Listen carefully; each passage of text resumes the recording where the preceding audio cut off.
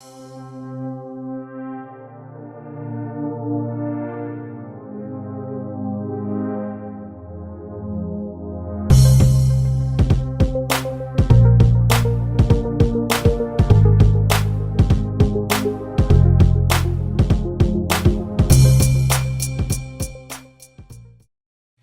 and welcome back to Redirecting. There was a story shared with me by NBA player Patrick Patterson. He comes under fire for calling black women bulldogs. The interesting thing to me as well is who shared the story with me. It was a Gentile, a white person shared this story because they want to point out to us the constant and continuous hatred between black men and black women. It's very sad and unfortunate that others are looking at us in disgust and with that shaking of the head that I talk about from time to time, like this is how you all feel about each other, and you're happy and proud to tell the world that this is how you feel. We as a people ought to be ashamed of ourselves that this is what we put on display, because no other race of people does this. No other race of people does this. You would be hard-pressed to find a bunch of white men on here calling their women dogs and apes and baboons and all of this other stuff. But black men and black women, we take to social media and we air our disgust. Now, it's one thing if you're talking about an experience that you've had, or if you're talking about a particular case where someone lost their life at the hands of a person and you're speaking on that issue. Don't get it twisted. There's nothing wrong with dealing with our issues in our communities, because these things are obvious and the whole world sees. See, many of us think that if we don't talk about these things, don't talk about the guy who blew the woman's face off. That's airing our dirty laundry. It's like, what do you mean airing our dirty laundry? It was on a major network television show. So if we don't come against the things that we see happening in our communities, then it's almost like we're being complicit. The scripture tells us to cry aloud and spare not and lift up our voices like a trumpet in Zion and show our people their transgressions. So this is why when you see things as well, like the mother who went up to the school marching, angry, mad, and she belittled her son in front of the teachers and other people as well. She called him the N-word. And she told him what she was going to do to him if they have to call her up to that school again. In her mind, she thinks that she was doing something good. She believes that I'm trying to prove to y'all that I am trying to make my son come here and get an education. But she did the opposite. She belittled him. She used a word that they use against us, the N-word, and all of this macho marching that she did in front of people. And she made him feel so low that she actually accomplished nothing at all. And I believe her children were taken from her.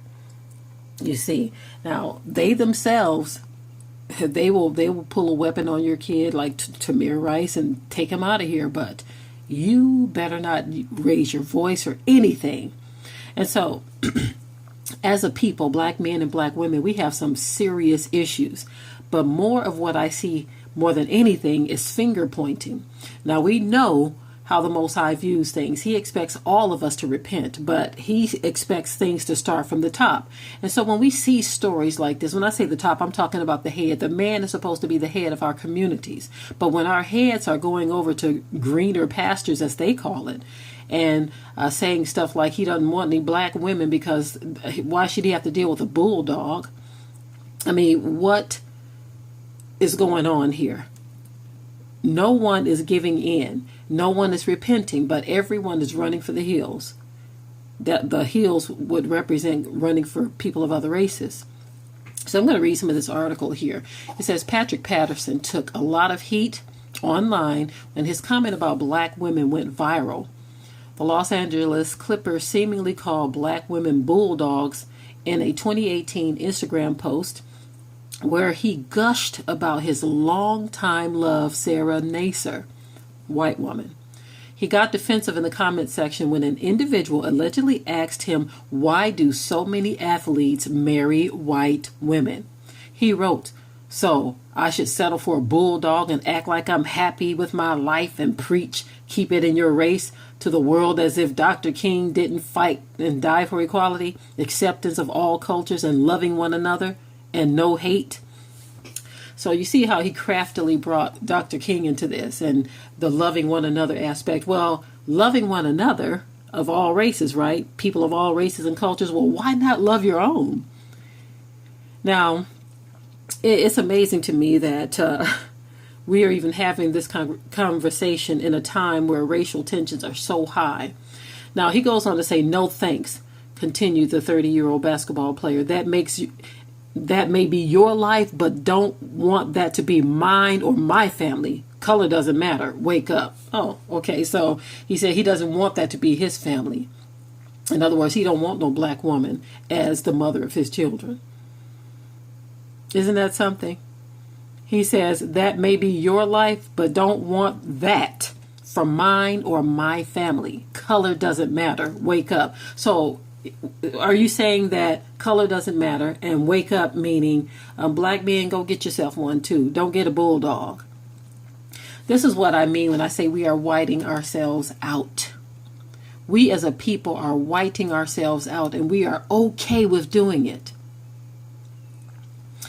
Okay, it goes on to say, in his original caption, the NBA star penned, in all the world, there is no heart for me like yours.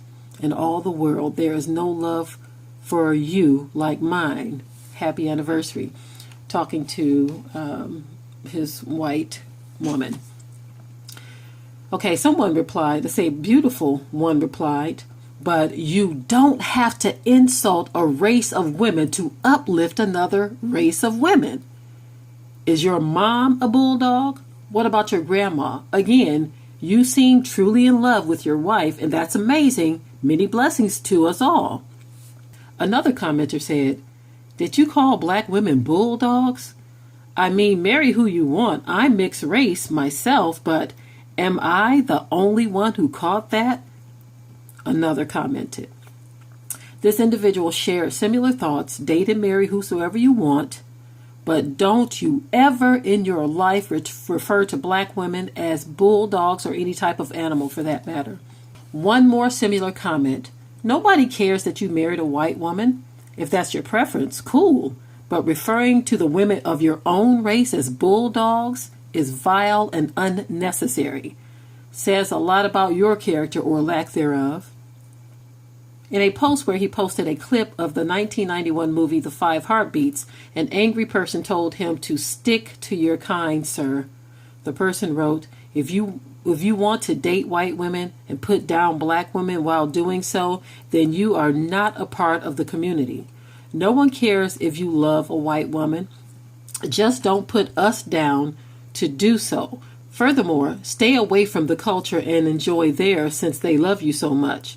Shouldn't you be posting Walk the Line Johnny movie clips, not black movie clips made with black women in them?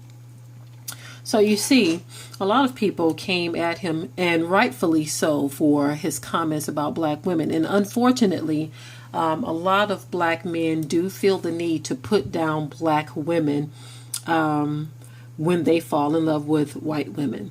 I saw a post on Facebook that was quite disturbing to me, and it really shows that we as a people have fallen so low that it's going to take divine intervention to bring us back from this place. On Facebook that I saw with Serena Williams, and it's actually a meme, and the meme is really disgusting, but it actually proves what black women have to go through trying to get the love of our men. Now, in the meme, it has her pointing, and then it has that little white cat thing that's been going around, where usually they have two white women and some type of caption with that white cat, like there's a beef going on. But in this one, they're using Serena pointing, and it says, on her side, it says, there aren't any good black men left. No black man wanted me. And then on the other side, where it shows the little white cat, it says, be pleased. You just wanted to blank a white boy and have a mixed kid. And so when I see things like that, you know it was a black man who put that out there, because they are always saying things like that to black women. They're always degrading black women. They feel that in order to justify their love for Becky, they have to make it appear as though black women are the lowest of the low. And when you look at the statement, it's very telling. It says, there aren't any good black men left. No black man wanted me. Well, look at the number of black men on social media who have called these young women, these tennis stars. They've called them men. They've called them transgenders. They've said all kinds of things. They've called them ugly. They talk about how their bodies are shaped and built and all of that. But then they want to be upset that these women just go and find a white man. Now, I'm not endorsing that either, but how can you belittle and put down black women and make it clear that you don't want them? Like, look at Lupita. A lot of black men talked about her as well. Lupita from the Black Panther. Our men take to the internet and take to social media and talk about black women so bad, and they get upset when black women go and cross over and marry someone white. Now, there's this new competition going on, who marries outside of the race more. And it's very clear who does that. And so what our men do, many of them will reach back into slavery times when black women were being raped, and they actually think that that's a good comparison. And it's really sad indeed that we are having this conversation again at this time when we need each other most, but no one wants to repent. No one wants to accept the blame for anything, and everyone is pointing on the other side. Well, again, the Most High, He looks at the head. The head has got to get things in order. Now, as for black women, we've got to be a lot less engulfed in society to where we are conforming to what they believe we should be, whether it's how we dress, how we act, or whatever. But we've got to maintain a standard. First of all, before we can maintain that standard, we've got to return to that standard. And that standard is righteousness and holiness and purity. We've got to return to that because we've lost that. You can't go and conform to the world to try to get the love of our men who have gone wayward, those who would rather be with with white women. We cannot conform to the image of that to please black men. We've got to pray that the Most High can deliver the minds of some of our men that they may return back to the black woman. Because I know it's very hurtful to see statements like this constantly coming from our men, those who get riches and wealth. They go out and they marry a white woman and they say that they don't want a black woman, and they call us names, gorillas, apes, baboons. But we are expected to accept their marriages to these women who usually down the line, a lot of these women down the line, when they are done with this man, they take his money and his wealth and leave him high and dry. We've seen that story played out all too well as well right before us. But these men are not acknowledging the fact that these things are happening to them at the hands of these women, but they continue to belittle and degrade black women. Sad indeed, but this is how we have become as a people. And it's sad that I had to have a white person to send this story to me, because guess what? Everybody's looking at us. They see us clowning and fooling as a people. It's really embarrassing that white people are paying attention, so much so that they have to point these stories out to us. We see them, but we don't want to talk about them, though, because I continue to see this gender war with our people, where the black man, he has made it known to the world that he cannot stand the black woman.